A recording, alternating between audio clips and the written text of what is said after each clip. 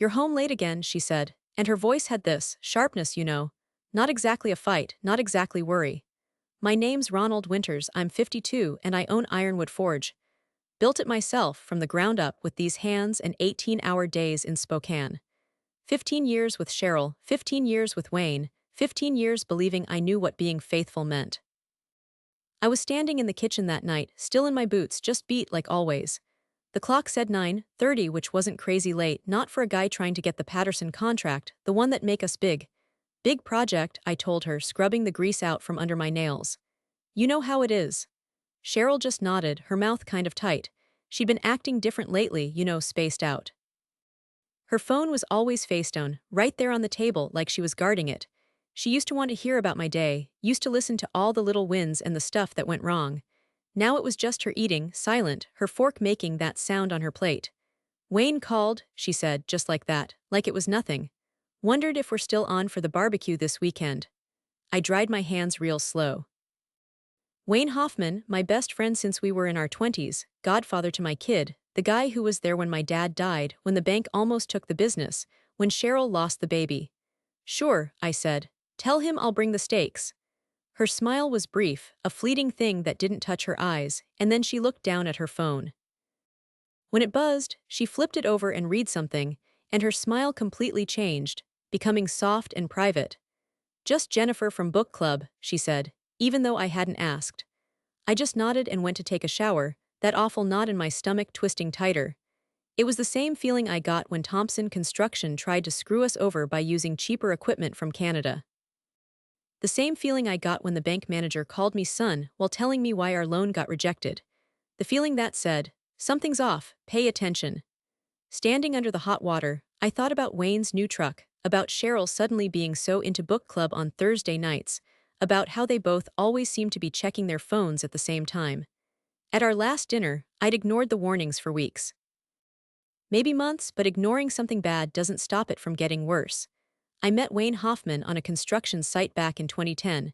He was the site manager. I was subcontracting the heavy equipment.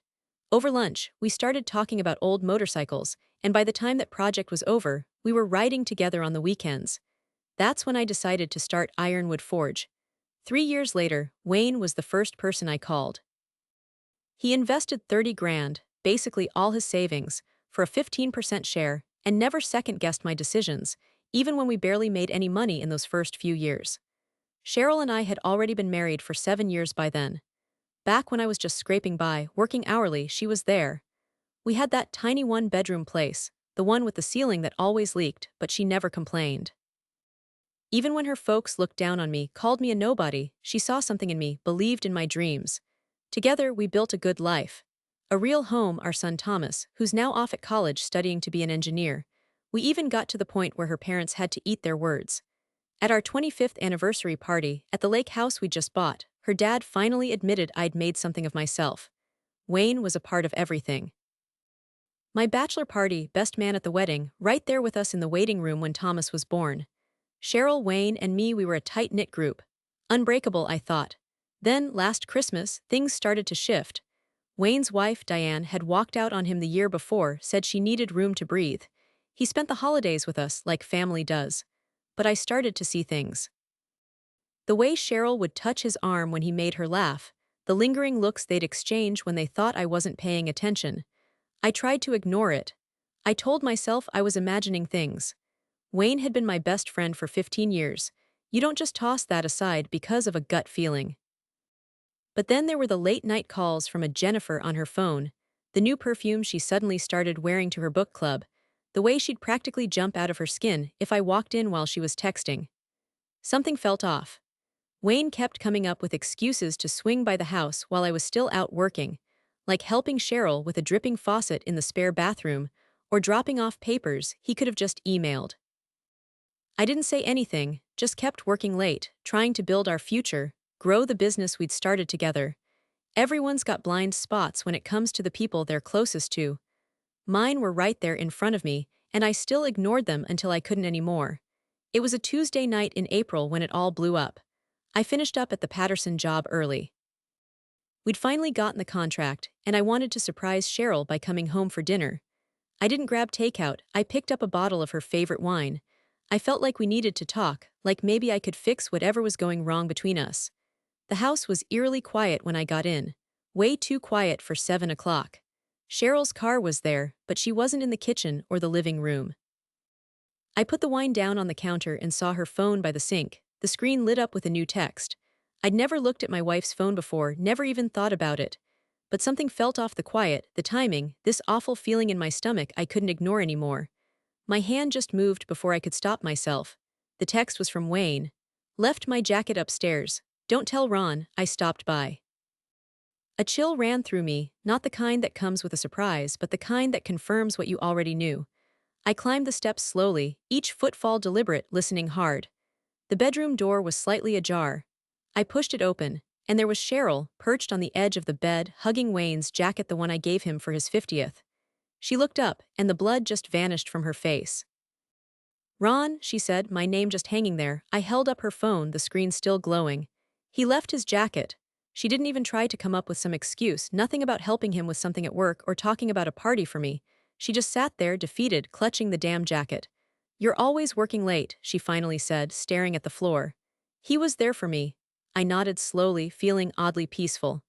I get it. I just need some time to think. I turned and walked out, down the stairs, grabbing my keys. I drove to the empty Ironwood office and sat at my desk in the dark, staring into space. It wasn't just my wife's cheating. It was Wayne. 15 years of friendship, 15 years of believing in the guy who helped me build my whole damn life. Now he was trying to take the most important part of it. I reached into my desk, pulled out the good whiskey, the bottle we broke open the morning we got the Patterson deal, and poured myself a couple of fingers. I just sat there, looking at that whiskey. The amber liquid glowed from the parking lot lights, but I didn't even take a sip. By midnight, the bottle was untouched, but something inside me had gone hard as stone. The hurt was still there, a real ache right in my chest, but it felt like I was building a wall around it, something cold and determined. My whole life I'd been a builder. I'd built machines, companies, a whole fleet, even a marriage. Now it was time to tear something down, carefully, piece by painful piece. I grabbed my phone and dialed my lawyer's private line. I gave Cheryl 3 full days of space. Slept in the guest room. Didn't pry about where she went or who she was talking to on the phone. I was polite but distant, just trying to act like a husband should, when he's totally blindsided.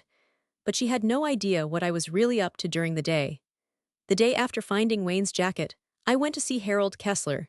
He's our corporate lawyer, the guy who helped set up Ironwood Forge way back when we started. We sat in his office downtown. The blinds were halfway down, blocking out the bright spring sun. You want to pull the trigger on Article 7? He asked, his eyebrows practically shooting up. It wasn't really a question, more of a statement.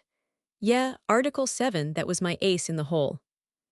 When Wayne and I made his investment official 15 years ago, Harold had suggested adding this clause to protect the company if either of us did something to hurt its reputation. Back then, I was thinking about things like gambling debts or DUIs, stuff that would scare off clients in our business. I never thought I'd need to do this, because my partner was sleeping with my wife. It means buying him out at a pre-arranged price, Harold had told me, 20 cents on the dollar of the current value. I just nodded, already knowing. And you have proof. I pushed my phone across the desk. It held the text messages I'd snagged from Cheryl's phone while she was asleep. The GPS logs, showing Wayne's truck at our house during the day when I was working. The emails which I dug up on her laptop when I finally got the nerve to check. Harold scanned everything, his face totally blank like always. This is going to get messy, Ron. It already is, I said, trying to keep my voice steady. 2 days later, the paperwork was ready. I called Wayne and asked him to meet me at the office after hours. I told him it was to talk about the Patterson project. He showed up looking exactly the same. Flannel shirt, work jeans, that old leather jacket he loved. He looked like he didn't have a care in the world. He looked like my friend. Hey, buddy, he said, plopping down in the chair across from my desk. What's so urgent it couldn't wait till tomorrow? I pushed the folder towards him. It was the Article 7 dissolution papers. I'm buying your shares, I said. His expression went from confused to shocked to downright pissed off real quick as he flipped through the documents. What the hell is this? He demanded. Article 7, actions detrimental to the company's reputation. Where is this coming from? I kept my voice even. You know exactly where it's coming from, Wayne. He leaned forward, lowering his voice like we were in cahoots, like he thought he could pull something. Is this about Cheryl? He asked. Listen, I know things haven't exactly been smooth sailing between you guys. She's been feeling alone, it just happened. 15 years of being friends and that's all you've got. He ran his hand through his hair, totally frustrated. You haven't been around, Ron, always working, building up this big, important company. When was the last time you really listened to her or even just showed up? His voice got all indignant. You practically pushed her into my arms. I almost laughed. So it's my fault, is it? I'm not signing this, he said, shoving the folder back at me. You can't kick me out over something personal. Actually, I can. Section 3, paragraph 2, take a look. He looked down, reading the small print he'd signed like ages ago. No hesitation. His face got all dark. You'd do this to me, after everything we built together. You did this to us, I said, correcting him. I'm just sticking to the contract. Wayne stood up, knocking his chair over. Cheryl won't let this happen, she'll back me up. I just nodded, totally calm. You should give her a call. He pulled out his phone, stabbing at the screen as he stomped out. I sat back in my chair, just waiting for the next thing to go down. The next morning, Wayne showed up at my house. I was in the kitchen making coffee when he basically barged through the front door. Probably thought he still owned the place. What did you say to her? He yelled, face all red. I took my sweet time pouring my coffee. Who? Cheryl? She's not taking my calls. Her sister said she left town yesterday. That was a surprise to me. I gave her some space, didn't bug her, but I kept a straight face while I drank my coffee. Maybe she just needed some time to process everything. Then Wayne exploded, slamming his fist on the counter. Don't play games, he yelled. You threatened her, right? Made her pick between me and your money. I carefully put down my mug. I didn't have to threaten anybody, Wayne, I said. I just showed her the same papers I showed you, the papers dissolving our business partnership. And then I told him, and I showed her the prenup she signed when we got married, the one with that infidelity clause. His face went completely blank. What infidelity clause? He stammered. I explained, the one that says if either of us cheats, they lose any claim to what we've built together during the marriage, including their share of Ironwood Forge. That was the part Wayne never knew about. When Cheryl and I got married, her parents made us sign a prenup to protect their fortune. I went along with it, but I added a few things of my own. We both signed it, filed it away, and never thought we'd actually need it. You're lying, Wayne mumbled, but he didn't sound too sure. I went to my office, opened the bottom drawer of my filing cabinet, and pulled out a file. Inside was the original prenup, both our signatures on it, and the addendum spelling out that infidelity clause. Wayne read it, then looked up, kinda amazed. You planned this for 15 years, he asked. I shook my head. No, I said, I've been protecting what's mine for 15 years, big difference. I just kind of slumped down in the chair, the fight gone. So that's the end then, I asked. You're taking everything from both of us. Not everything, I replied, just what you stole from me. But there was a whole lot more Wayne didn't have a clue about. While he was busy wrecking our friendship and messing up my marriage, I'd been taking a look at all of Ironwood's client contracts. Most of them had been signed with my name on the line, not the company's.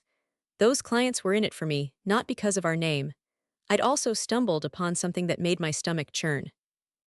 Rummaging through the company records, I found little equipment rentals listed on projects that never even used those tools, expense reports that didn't match up with any receipts, and inflated vendor payments. Wayne was handling all of it.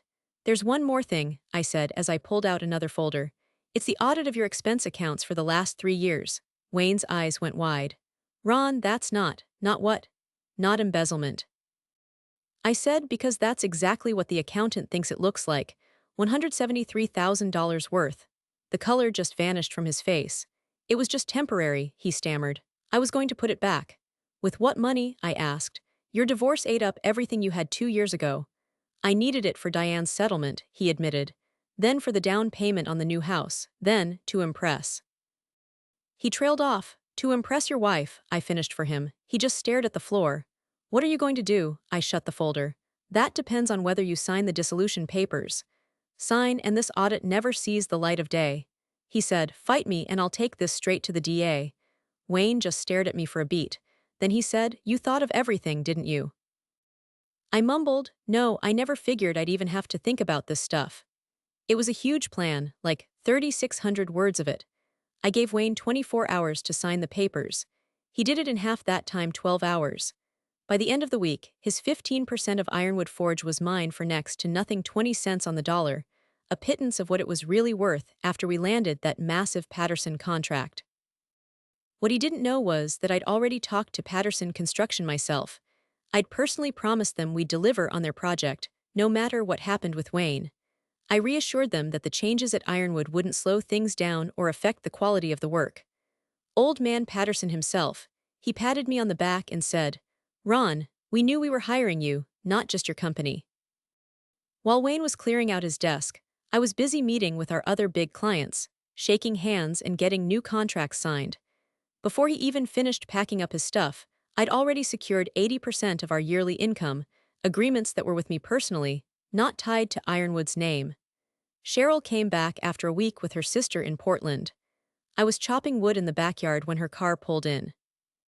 She walked up real slow like she was walking on eggshells. She said, "We need to talk." I put the axe down. "About what?" I asked. She said, all calm and controlled, "About us, about what comes next." I'd gone over this conversation in my head a million times. "I already filed the divorce papers," I told her. "Yours are on the kitchen counter." She just stared at me, totally caught off guard. 15 years and poof, just like that, gone. She was acting like I hadn't even tried. The ridiculousness of it almost made me chuckle. Almost. "You made the decision," I said, grabbing another log for the fire. "I'm just dealing with the aftermath, Ron. People screw up, couples get past affairs all the time." I raised the axe, getting ready to swing. This wasn't a mistake. This was a deliberate choice, one she'd made day in, day out for months. I brought the axe down and the log split right in two. The sound of it cracked through the air. "What about the house?" she asked, moving on to the money stuff since the dramatics hadn't worked. "And your retirement stuff? My lawyer says I get half of everything." I set the axe down and looked her right in the eyes. "Your lawyer should probably reread the prenup, specifically the infidelity part." Her face went white. "That old thing. We signed that like 20 years ago." "It still counts and it does," I said, cutting her off. "But I'm not gonna leave you with nothing. You get the cabin and a settlement, enough to get you started, but not enough to share with Wayne." Her eyes got huge. "Wayne, what does he have to do with this?" "Nothing anymore. He's out of Ironwood. The money he stole is being paid back through the sale of his shares." She just sat down on the bench, completely stunned. "Embezzled? What are you even talking about?" I knew right then she had no clue Wayne had been ripping people off to keep up the fancy act, to pay for all the presents, the dinners, the romantic weekends. He hadn't just screwed me over, he'd lied to her about who he was. "Ask him yourself," I told her, hefting the axe again. "Though I doubt he'll pick up now that he's lost his meal ticket." She just stared at me like I was some kind of alien. Maybe she was finally seeing the real me. Gone was the guy who would have done anything for her, worked his fingers to the bone to give her the world. "That guy died the night I found Wayne's jacket in our bed." Who are you?" she whispered, her voice barely there. I swung the axe, splitting another log. "Someone who's done being used," I said. "I'm not carrying anyone who's just gonna drop me." 6 weeks after finding that damn jacket, I was sitting in a conference room at Driftshade Limited, the second biggest construction company in Eastern Washington. Across the table sat their CEO, Arthur Bowman, and their head lawyer. Between us was a pile of papers, the deal to sell Ironwood Forge. "One last chance to think it over, Ron," Arthur said. "Once you sign, there's no going back." I picked up the pen. "I'm not the one who'll be sorry," I said. The whole thing had almost fallen into my lap. 2 weeks after I kicked Wayne out, Arthur called me. Driftshade had been wanting to grow their heavy equipment business for years. With the Patterson contract locked in and my company's reputation better than ever, it was the perfect opportunity. I could have just said no. Could have just kept on with Ironwood on my own. But that company was a mess, just a constant reminder of what happened. I needed to get out, start over, so I made a deal. Driftshade was going to buy Ironwood Forge for double what it was worth, but I had to stay on as the division president for 2 years. They wanted my clients, my know-how. After that, I'd be free to do whatever I wanted, retire, start something new. I signed the paper, pushing it back across the table. Arthur's secretary popped her head in. "Mr. Bowman, there's someone here for Mr. Winters, a Mr. Hoffman." Arthur glanced at me. I nodded. Wayne stomped in, his face like thunder. "You sold the company and didn't even give me a chance to buy back in." I stood up, shaking Arthur's hand. "Thanks for everything. Looking forward to working with you." As the Driftshade guys started heading out, I turned to Wayne. "You're right. I sold it for $17 million. His jaw dropped. 17, but my shares. At that point, they were worth about 600 grand. You sold them back to me for 120,000. The reality of what he'd lost hit him then. You son of a, watch your mouth, I told him, my voice low. You're on seriously shaky ground right now. Wayne's hands were balled up into fists. This isn't over. Actually, I said, picking up my copy of the contract, it is. So, a year had gone by and there I was on the deck of my new cabin. It overlooked the Columbia River, totally different from that vacation spot Cheryl got in the divorce. This one, way bigger, even had a workshop out back. I'm finally restoring that 67 Harley I'd been drooling over since I was 19. It had been 9 months since the divorce was finalized. The settlement? Exactly what I'd proposed from day one, fair, but not exactly overflowing with generosity. She took it without any fuss, once her lawyer confirmed the prenup was watertight. I heard through the grapevine that she and Wayne gave it a shot for a few months, but it fizzled. He just couldn't keep up with her expectations, especially after losing his share of Ironwood and getting his name dragged through the mud in our business. Last I heard, she'd hightailed it to Seattle, trying to make a fresh start. Wayne had it even rougher. After that blow-up at Driftshade, he tried to start his own equipment rental company, hitting up all the same clients we'd worked with for years. But the word was out about his Ironwood departure, about those accounting issues while he was in charge. Nobody wanted to touch him. He ended up taking a regular job with some tiny outfit in Idaho. A huge fall from grace for a guy who used to own a piece of the biggest equipment company in eastern Washington. I took a swig of coffee, watching an osprey doing its thing over the river. My phone vibrated in my pocket, a text from Thomas, my son. He was coming home for the weekend and wanted to know if I was free for dinner. I texted her back right away. Always here for you. At 53, things weren't at all how I pictured them. The marriage was done. My supposed best friend felt like a complete stranger. The business I poured my heart into was basically owned by someone else, even though I still ran the show. But hey, I was standing on my own deck, taking in the fresh air. My son was still in my life, and I had 17 million in investments making money for me. I ditched the fake stuff and held on to what truly mattered. Some guys go their entire lives trying to figure out who they can actually trust. I learned that the hard way, in one crazy night. It cost me a fortune, but honestly, it was worth it.